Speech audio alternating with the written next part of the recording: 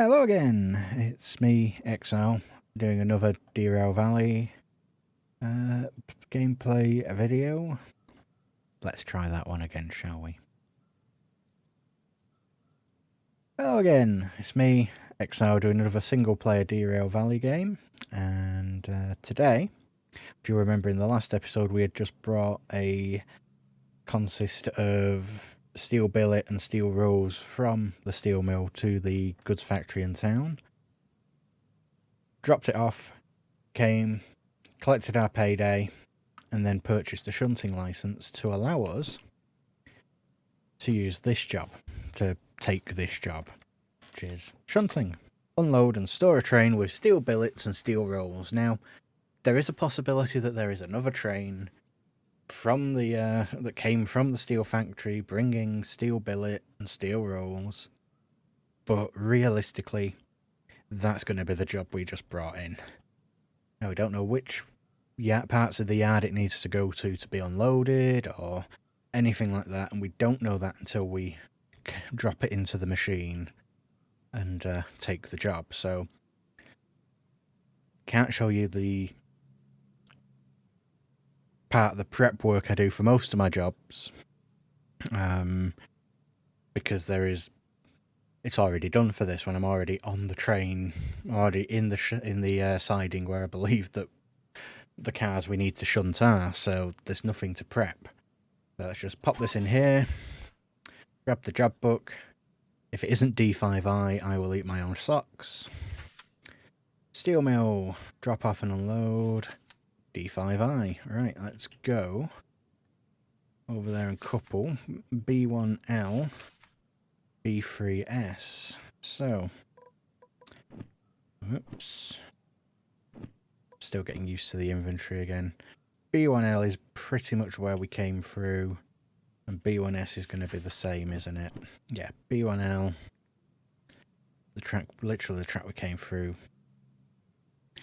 and 3S is a little bit past it. So, nice and simple actually. Let's go hook up the cars. Here they are. Now, I could do the whole shimmy like we did when we came in and go through and around the side, the little mid route. So pull forwards, bang it in reverse, back it up that way. But if we have a look at the station map overview, I am here at D.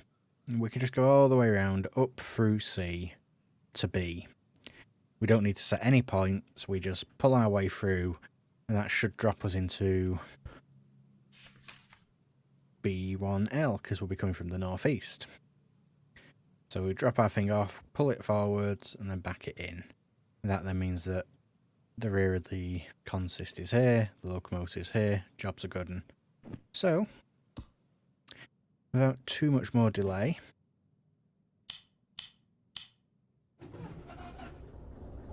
let's get moving.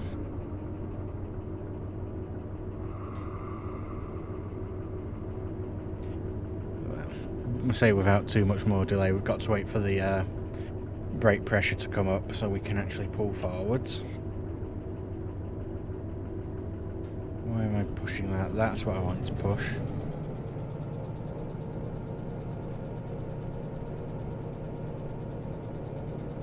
Okay, pipes are coming up to pressure.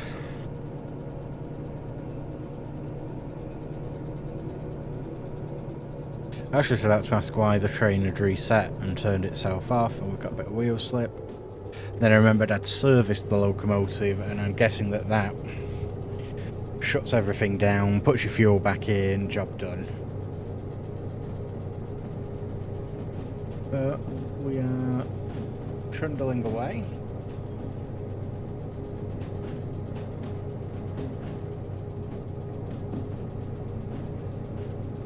We don't want to go too quickly, but we don't need to go too slowly. We can get it up to about 25, 30. That'll be plenty.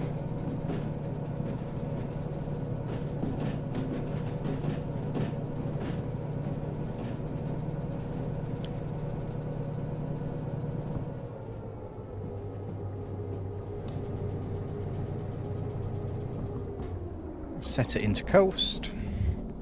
Because really, we should now have the momentum we need to get all the way around.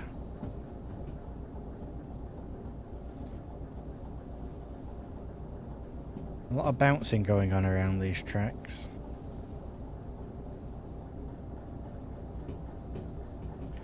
Yeah, that's set straight through, which is good.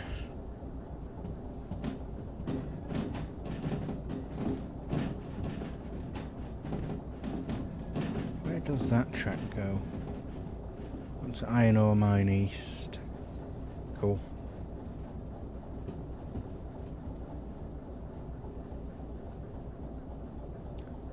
Yeah, the station clocks don't work.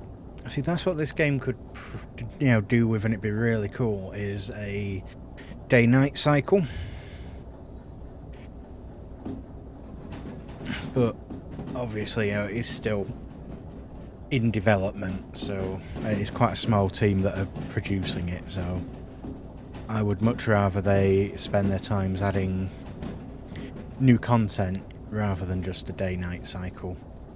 Let's start dragging some brake. Oh, I may have dragged a little bit early. Although I don't know actually. No, it should be alright.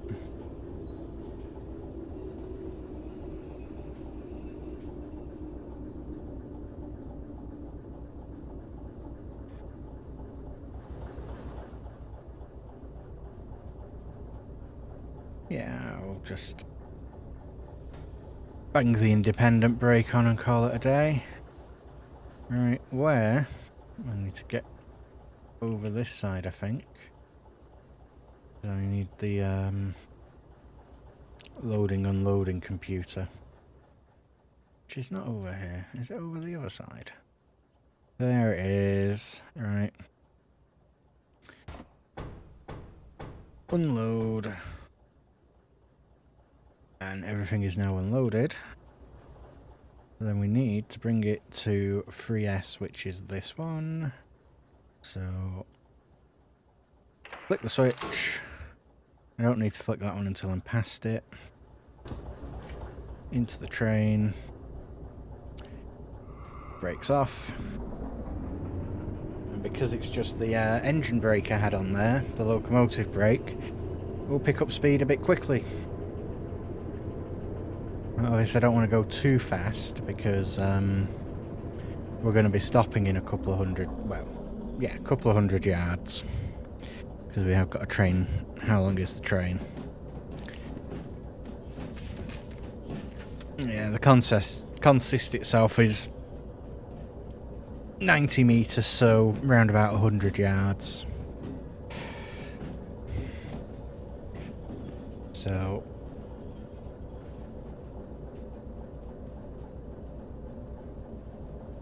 I think if I start applying the brake, I should... Ooh, we're starting to run away. It's downhill a little bit.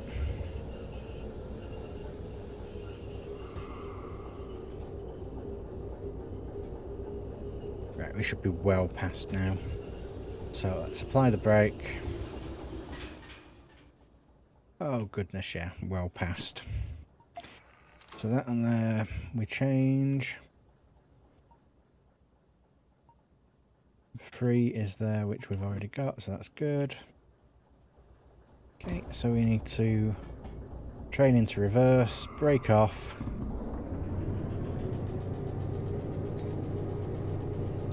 It's definitely a lot more responsive as well because there's no cargo on the back. Amazing what taking 270 odd tons of weight off does, isn't it?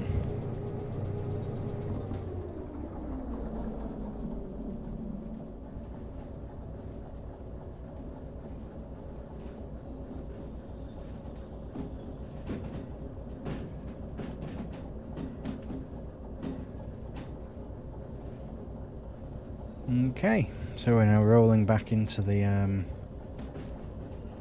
siding. So let's start lapping some brakes on.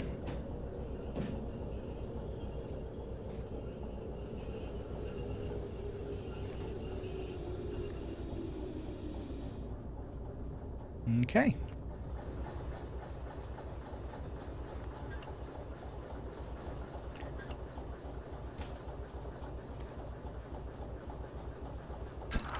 That cable's getting in the way a little bit, isn't it? So that was a shunting job. They don't take that long. They do take a little bit of planning, because the last thing I wanted to do there was end up... But that one wasn't too bad, actually, but I'll show you something once I've just cashed this job in and got my my bonus. Oh, look at that. What's in my wallet now? 24,000. Bloody hell. Although I've got fees to pay on that. Yeah, let's open up the station booklet. So, with shunting, I don't proclaim to be any great expert in this game, but what I remember from playing it in the past is this whole sort of network, and I realised I was tracing a path there, but there's no need to. This whole thing, you need to plan how you're going to get things in. So, like that job I've just took, D5I to B3I, B3O, B3S storage. I was quite lucky in that they're both pass-through sort of sidings. So if I had come in the other way, so if I had come through from D to here and then reversed it in, so the locomotive was at the back of the consist in a pushing formation, we'd have pushed in, wagons would have been here, locomotive would have been here, and then to drop them off at 3S, we'd have gone down like we did and come back, but there the locomotive would have been pulling them. So the locomotive would have been ahead of the wagons on this siding, so I'd have had to come out that way and back. And that works alright on this sort of setup, because you've got the runaround loop, so you can do that. If, however, we were dropping it off... There aren't many on this one, are there? Yeah, if we'd been dropping it off to 2S, 3S, 4P or 5P, I would have needed to do a little bit of planning. Because if I'd come here, unloaded it at B, and then run back around like we did to get up here, well, I'd have been train ahead, locomotive ahead, so I'd have had myself boxed in between buffers and wagons. So if it had been going to, say, 2S, I'd have pulled it out of there, come down, and then backed it in, so you were going wagons first in. So it's just taking a little bit of time to plan ahead how you're going to make your movements, and there's not a huge amount of complexity. The hardest thing is that these will try and trip you up. So it's like this ones for this one are quite good, because you've got northeast at the top, southwest at the bottom, so that makes some sort of sense. But when you get to D and it's northeast at the bottom, it becomes a little bit more complicated, but at the same time it doesn't, because it's just a single strip through. So you know that if you're coming in, well, it's got to be from the northeast. But there will be some. City southwest, let's have a look. No, harbour.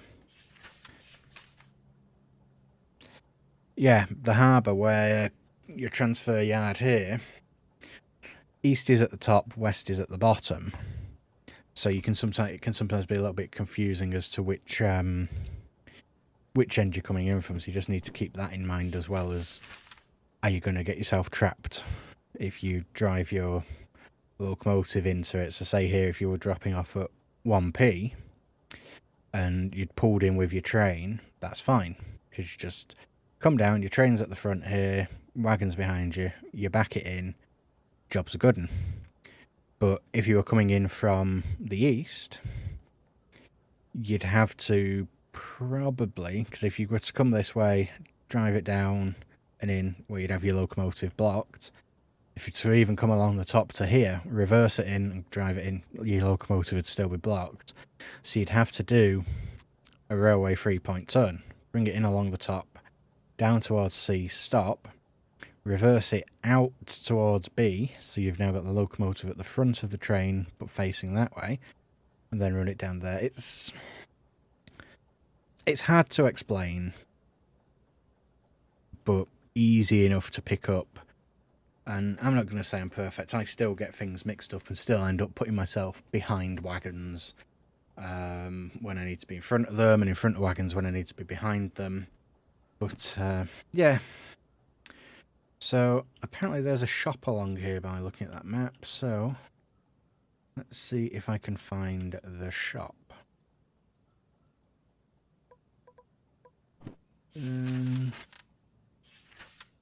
See passengers, so it's going to be there. Yeah, shop. So what's for sale in the shop? A shovel. Don't want a shovel.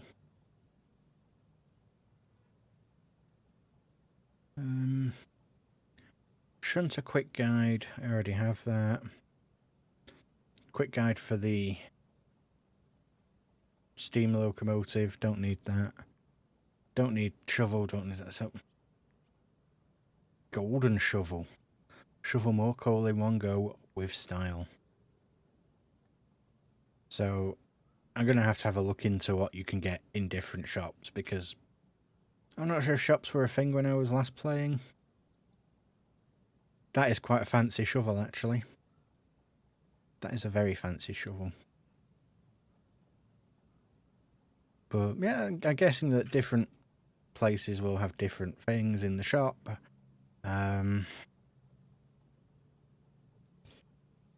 Boy, that is a basic car.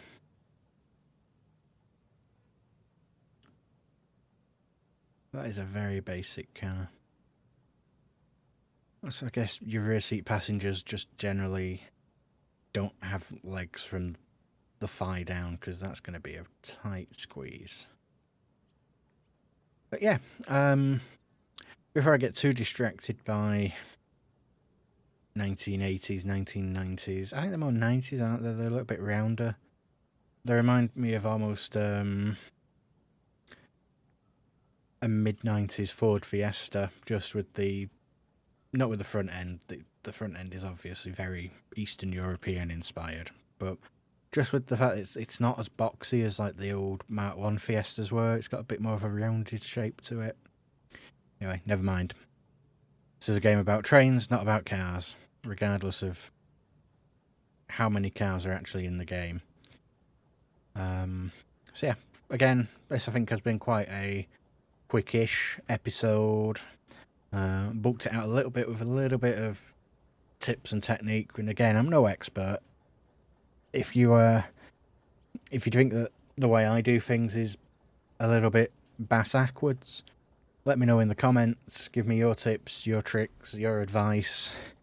I'll take some of it on board, and I'll throw some of it out. It's like you do with advice, isn't it?